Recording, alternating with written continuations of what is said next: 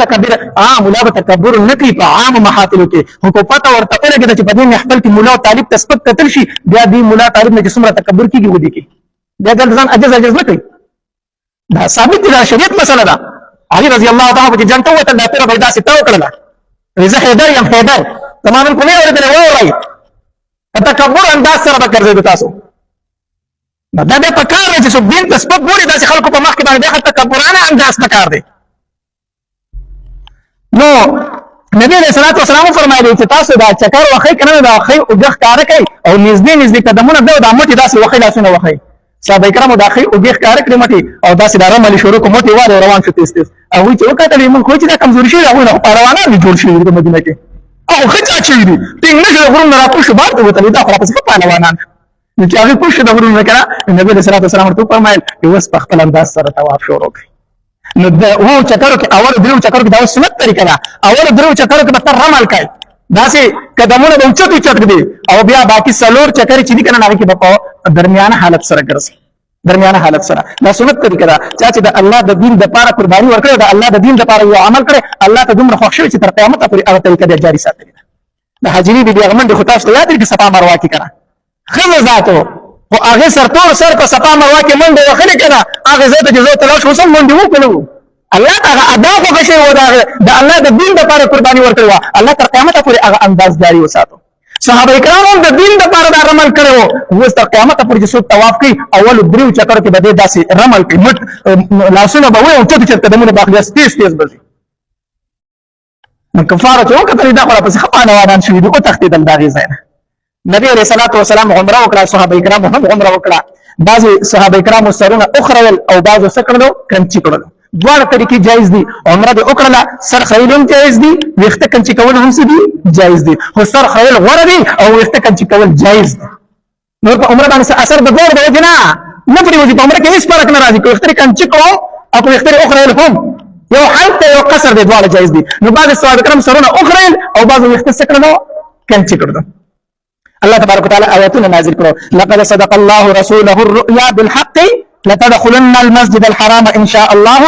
آمنين محلقين رؤوسكم ومقصرين نبي الإسلام خوب دي كنا كمو عمره وكذا زمان بعض ملګر سرونه وخره او بعض سکړو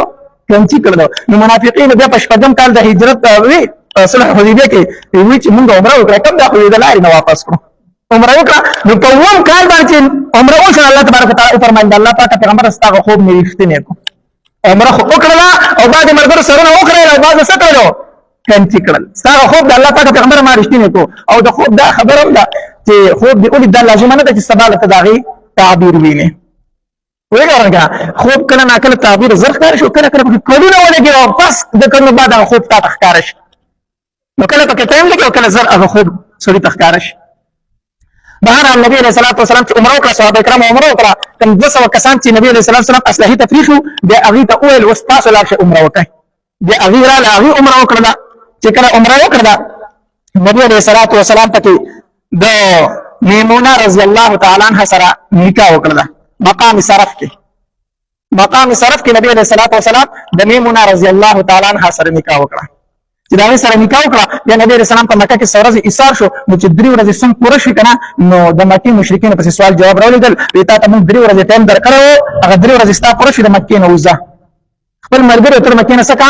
وځه نبی رسول الله والسلام ورته فرمایل کومه له کوم پکې مهلت راکې کنه ما د میمونه سره نکاح وکړه زه به تاسو له ولیمه وکم زما